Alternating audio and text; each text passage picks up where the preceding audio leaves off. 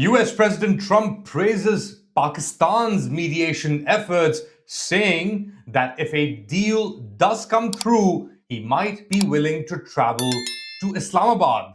Welcome to another episode of Let Ali Show You. We're talking about American Pakistani efforts to force through, if you can call it that, an agreement with Iran. It's been over 6 weeks now since the Americans and Israelis attacked Iran during negotiations in Switzerland. And since then, as a result of Iranian pushback, fight back, and resistance, we've come to this point where the Americans are trying to negotiate some sort of peace deal with the Iranians using the Pakistani military dictatorship. What does it all mean? Can it actually happen? Or is this a time buying tactic on the part of the Americans? And where do the Israelis stand in all of this? To get a better understanding of this, I'm joined by Professor Christine Fair of Georgetown University. She needs no introduction, but thank you so much for agreeing to this interview. I know you've spoken on this a little bit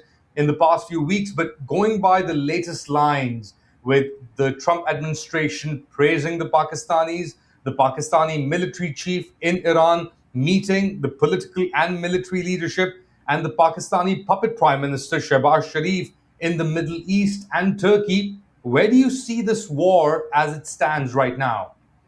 So I think all sides, except the Israelis, the Americans and the Iranians want an off-ramp. The Israelis do not want an off-ramp. But I'm actually very skeptical of the ability of Pakistan to successfully bring a peaceful end to this conflict for a number of reasons.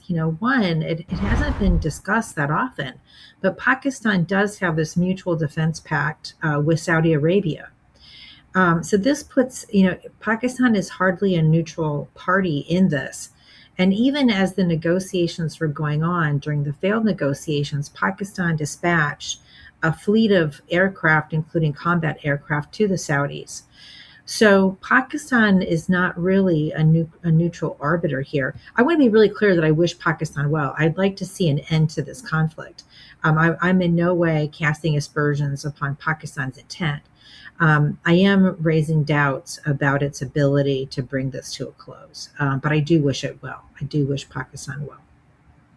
So we have seen that the Trump administration does rely somewhat. It entered into this war at the behest of the Israelis, pushed, according to the New York Times, by Netanyahu, and now it finds itself relying on the Pakistanis, who just a few months ago were saying that it was Trump that mediated an end of hostilities between India and Pakistan, saved the world from a nuclear holocaust, so to speak. And Trump, in return, has been quite complimentary of the Pakistani peace efforts. How do you see this evolution, so to speak?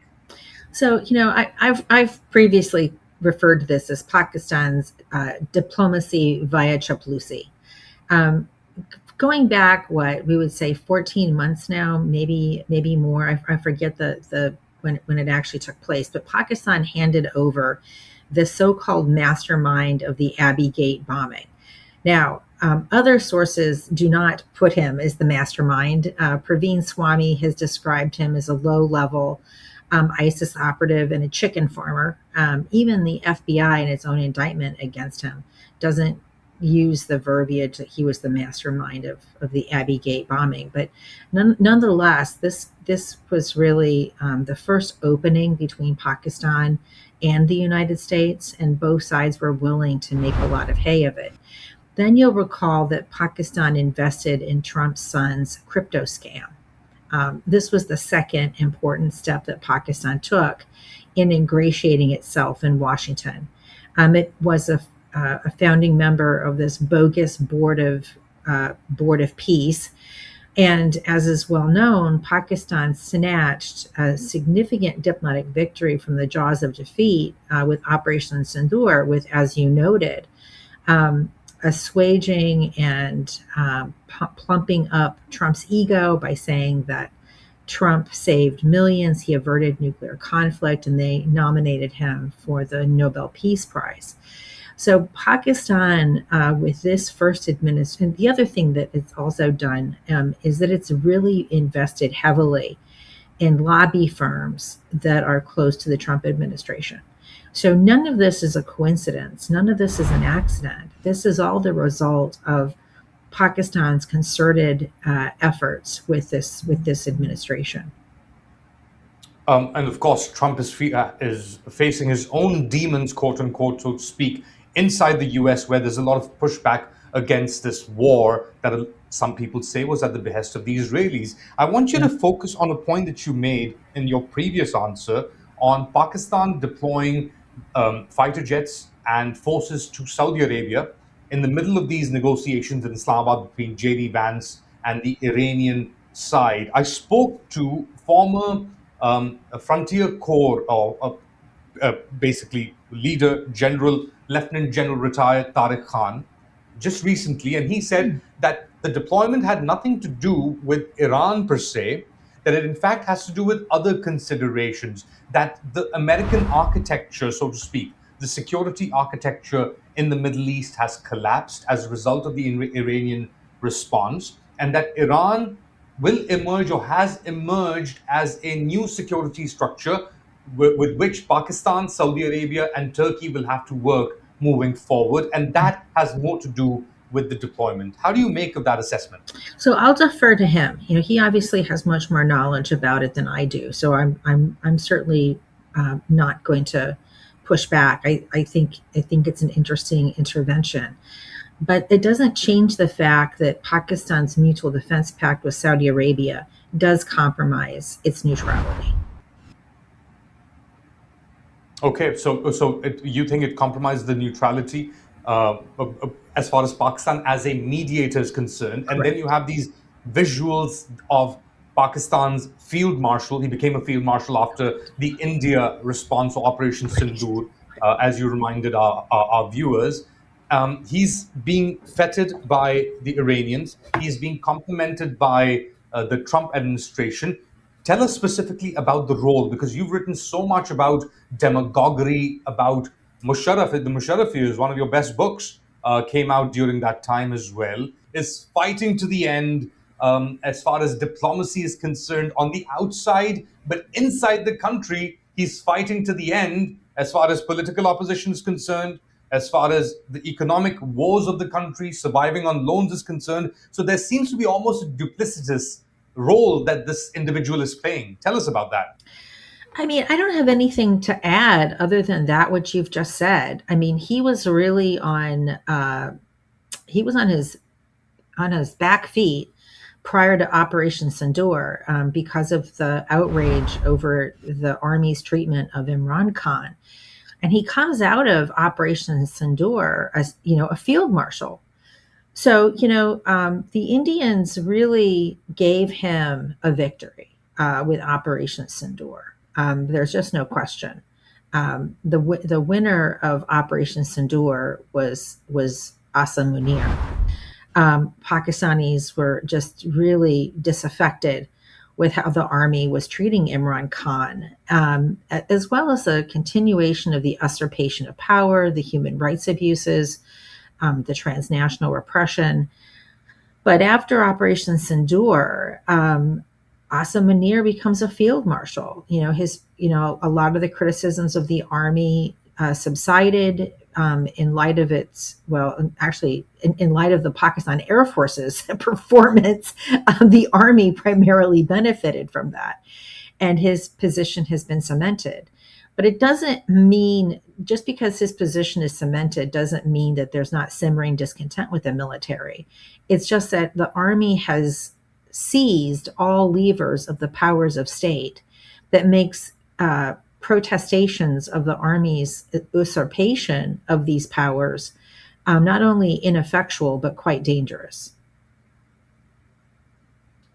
Draw a parallel as well, because you've got, in this moment, an unpopular leadership in Pakistan, which, as you said, has usurped power, controls all levels of power.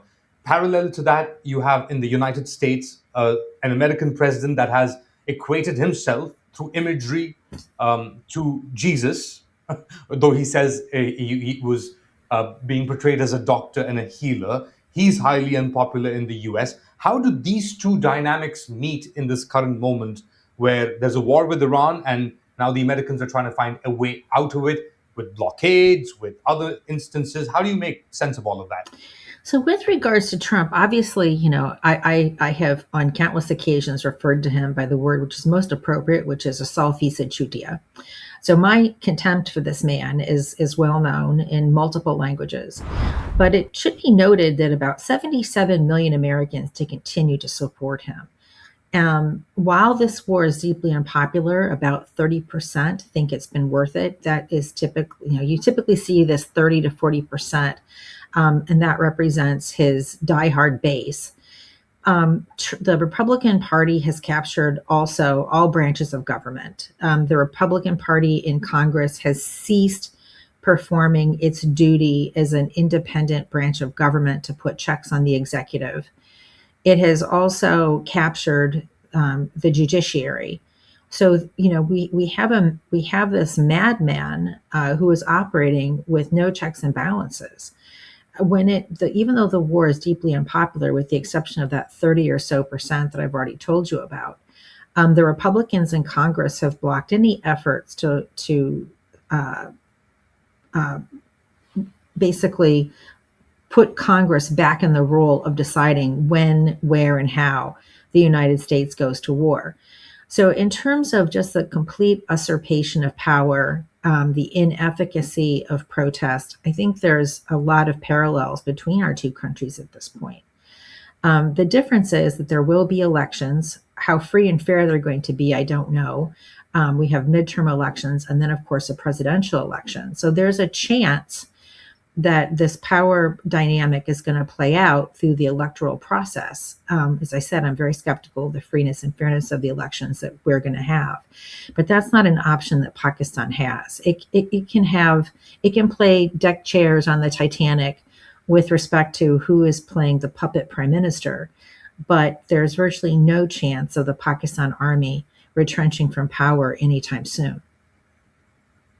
And you mentioned the midterm elections in November and then the presidential elections. J.D. Vance, the vice president of the United States, is a contender or is considered a contender in all of this. At the end of the first round of these peace negotiations in Pakistan's capital, Islamabad, there was a lot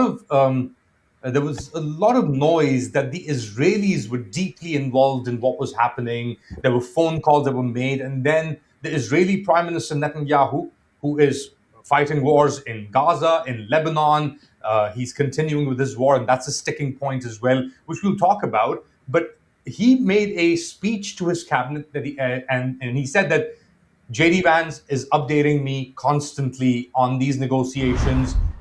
Now, I don't have much to add beyond what you've added. I mean, we are in Iran at Israel's behest. Iran is a huge free rider. We are what you forgot to mention is that we're subsidizing Israel's wars. Let's also not call it a war in Gaza. Let's call it what it is: a genocide in Gaza, and it's territorial expansionism in southern Lebanon, which is also what this is about. I mean, Israel is essentially trying to create a greater Israel by stealing land from its neighbors, and this is happening. With thanks to my tax-paying dollars, and I paid my taxes yesterday, feeling quite furious that I am subsidizing Israeli expansionism. One of the sticking points is this issue of Lebanon. Pakistan and Iran insist that Lebanon should be a part of the ceasefire. The United States and Israel don't share that view. So, basically, from Israel's point of view, it doesn't care if this conflict goes on or not, because it doesn't have any skin in the game. And Israel's been really clear that the Iran campaign is going to continue, that they're pushing for regime change. I, for one, am looking forward to regime change in Tel Aviv. I think that will be the single most peace-enhancing move, is when Netanyahu is no longer in office. We talk about Iran destabilizing the region, but let's talk about how many neighbors Israel has bombed. And why is it Israel gets to have nuclear weapons, but Iran doesn't? I mean, why it is that Israel gets to have a veto power over peace in the Middle East is something that I don't think, I think a lot of people are just bullied by Israel. They're so afraid of being called anti-Semitic that people are just afraid to speak out. Well, I'm kind of tired of being afraid of speaking out, and I'm not demurring anymore from speaking out what I think is the biggest source of conflict in the Middle East. And to be very clear, I think that's Israel. So I think Israel is going to complicate this process between the United States and Iran, because it's not in Israel's interest that this conflict end, especially since it's not coming out of its exchequer. Its men and women are not going to be put in harm's way in Iran. It's made it very clear that if the U.S. sends ground troops, Israel's not going to do that. So it is just truly a free rider in every sense of the word, and it has no interest whatsoever in peace between Iran and the United States at this point. Very quickly, we've also had, and you, of course, have been involved with the South Asian, not just the Pakistani diaspora, and the leadership of the diasporas, both Indian and Pakistani, in Washington D.C., in the United States. There's this idea that the diaspora leadership of the Pakistanis in the U.S. is more beholden or parroting more the establishment's talking points. You've had seminars at Georgetown, the university where you are a professor. You've had seminars recently at Harvard University, where the Pakistani state military establishment narrative was pushed forward as opposed to the people's narrative or the opposition's narrative or the counter narrative to all of that. What would you say about the capture of this discourse by people, who are more beholden to the Pakistani state? So I've seen this, and I've been the victim of it. When I've given talks, the embassy has always sent some asinine heckler to ask a stupid question. What about the plebiscite? So the way this typically works is that the ISI has a couple of diasporan cutouts. A couple of them have actually been prosecuted under FARA, and they've gone to jail. So the ISI works through these diasporan cutouts. They sponsor talks at, back when USIP was still around, they would sponsor talks at USIP. A lot of the think tanks, like the Middle East Institute, is completely captured by the Pakistan embassy. Marvin Weinbaum was told by the U.S. Embassy, and he told me this bluntly, that I am not to be invited to their events. They don't engage in any events which are critical of the regime. Of course, Michael Kugelman, when he was at the Wilson Center, was a notorious cutout for the ISI and his talking points. They basically would send him to Pakistan, bring him to Pakistan, give him the red carpet rollout, and then he would sing for a supper. So it's not just the Pakistani diaspora; it was also the think tanks that had been completely captured. And they of course engage in Chaploosi to the people that they like Michael Kugelman. And of course, I can't go back to Pakistan. I'm PNG'd. Last week, I actually, for the first time, reached out to the defense attaché seeking a meeting, and he didn't even respond to my email. So I conclude from that my PNG'dness continues. So it's not just the diaspora; it's the think tanks that the Pakistanis have captured as well. And what this does is that this amplifies pro-regime voices. And when you have people like Michael Kugelman that have been so willing to defend the army, having, Agora defend the regime gives it a lot more legitimacy in many ways than having a Pakistani diasporan cutout, right? Because the politics of race, I don't want to elaborate further. I think they're fairly well known. So it's not just the diaspora, it's the think tank capture. And so some of those think tanks have been doged, which is a big loss to the Pakistanis. I used to call the U.S. Institute of Peace the U.S. Institute of Pakistan.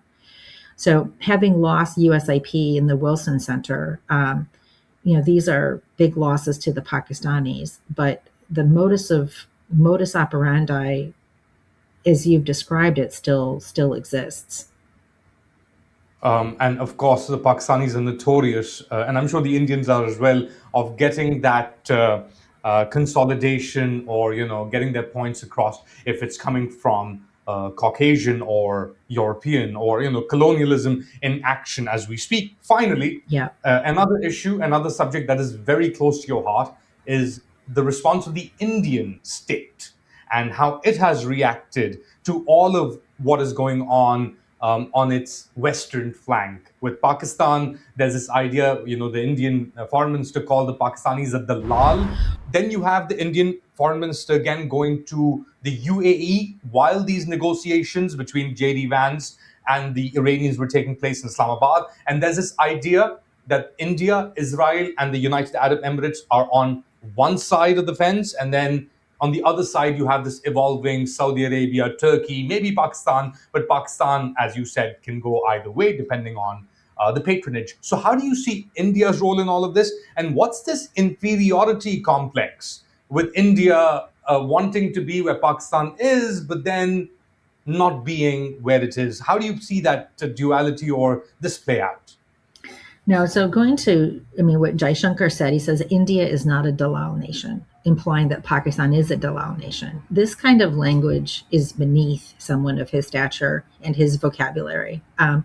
There are better words both in Hindi and in Urdu for a mediator. That's not the word he chose. He chose the word Dalal, and every person on the street knows what Dalal means, except maybe the people in southern India who are not familiar with Hindi abuses. The Indians see this as a zero-sum game, right? Something that's good for Pakistan is inherently bad for India.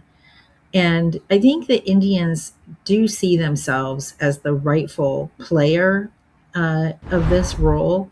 The Indians have invested quite a bit in the Iran, and I myself had written that one of the positive externalities of the Indian-Iranian relationship is that one day India might play a role in facilitating Iranian-American rapprochement. So, even myself, I myself have suggested this is a potential outcome. But that's not the outcome that's happened. And India also has its own self to blame for its degradation in relations with the United States. Rightly or wrongly, everyone understands how Trump works. He's a pay-for-play person, right? The level of corruption, I certainly never in my lifetime thought I would see this Central Asian dictatorship emerging in Washington. I call him Trump Munbashi with his ridiculous arc that he wants to build for himself, putting his name on everything. I mean, Trump Munbashi is my other nickname for him. But everyone knows how Trump Munbashi works. And when the Indians were so churlish in really pushing back on Trump's role in brokering an off-ramp during Operation Sindoor, they had to have some expectation that there was going to be consequences. And they were so public in their humiliation of Trump, which is something Trump cannot tolerate, is humiliation. But the Indians had to expect some kind of blowback for it. And the U.S.-India relationship, which is a relationship that both the BJP and the Congress Party, the Republicans and the Democrats, have been steadfastly building since 2000 in earnest, has been derailed by a single lunatic in Washington. So for Modi and for the Indians, this continues with China there, with Pakistan now, in a better position. Well, China, the Chinese role, and I would say the Russian roles are really quite interesting, right? The Chinese were giving the Iranians intelligence on American troops. They've been also arming the Iranians. Similarly, the Russians have been providing the Iranians with intelligence. Now, remember that Trump believes Putin is his man, right? And here we have Russia helping the Iranians target U.S. forces. So the mendacity of everyone else around Trump is playing chess. He's playing hungry hippos. And he doesn't know what he's doing. And so we have this madman at the helm. He's not surrounded by experts. He's surrounded by sycophants and idiots like Hegsbreath. Um, so even if you look at the negotiating team that the United States sent to Pakistan, the Iranians sent their A team, right? These are sophisticated, experienced, smart actors. And we sent Kushner, Witkoff, and the CENTCOM commander. And of course, J.D. Vance. I almost forgot him because he doesn't matter. Poor man. It's almost like 5D chess. It's like the Americans are playing 5D chess, and the Iranians think that they're negotiating with people, as you said, that are highly intelligent, but in fact, They're buffoons. they might not be. They're buffoons. What does this delegation know about Iran's nuclear program? Why wasn't someone from the Department of Energy a part of the delegation? Presumably, they would actually know something about Iran's nuclear program, right? That's the agency that's typically charged with knowing something. Where was Mark Rubio? I mean, I don't think much of him, but he is the Secretary of State. He was watching an MMA match in Miami, I believe. Which is sad, which is a sad indictment upon where we are. So we didn't send a delegation that was going to seal a deal. We sent a delegation that was intended to bully the Iranians. And the Iranians, the Americans are just so out of touch with the Iranians. I studied in Iran many, many years ago. The Iranians are very sophisticated. They're incredibly well educated. Their diplomatic corps is very well experienced. Their politicians are experienced and seasoned. We may not like them, but we cannot denigrate or fail to acknowledge the expertise of the Iranian team. And Iran has its own equities. And if anything, what the Trump administration has been surprised by is just how resourceful the Iranians have been in this conflict. They didn't fall. They didn't, fall to their knees and beg for peace. That they have cards to play. And this has, I think, been a huge surprise to the Americans, who expected the Iranian regime to just crumble with a few bombs. So you're in this gambler's dilemma, where one of the primary gamblers, if you can call them that, Donald Trump, is playing for keeps. He's upping the ante. He's posting or tweeting about a peace deal at the end of the weekend, and at the end of the week he's posting about war. Where does this all spiral out, given that Israel is where it is, the US is where it's at, and oil prices are going up? The entire economic structure of the world and financial structure is now up for grabs. I mean, Europe is saying that they've got 6 months of crude and they're going to have to curtail commercial flights, for example. So as I said, I'm not optimistic.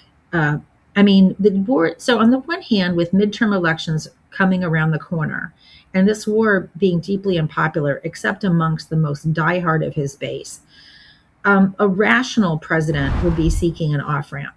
But I don't believe we have a rational president. I think we have a senescent lunatic who overassesses his capabilities. So I'm not optimistic for a peace agreement coming out of this. And that's just when you consider Trump and what Trump thinks is a reasonable deal. So the stickers are, of course, the Strait of Hormuz and Lebanon. And part of the problem set isn't even in America's control. It's in Israeli control. And Israel, as I've said, is a huge spoiler. It wants this conflict to continue. So I hope I'm wrong, but I do not see by the 21st a peace agreement fructifying. Christine Fair, Professor, thank you so much for joining us and enlightening our viewers with your insights on this issue. We hope you can join us again in the coming days and weeks as well. Sure. Thank you so much. This was great fun. What do you guys think? Let us know in the comment section. Do like, subscribe, and share this content. I'll see you next time. Till then, take care.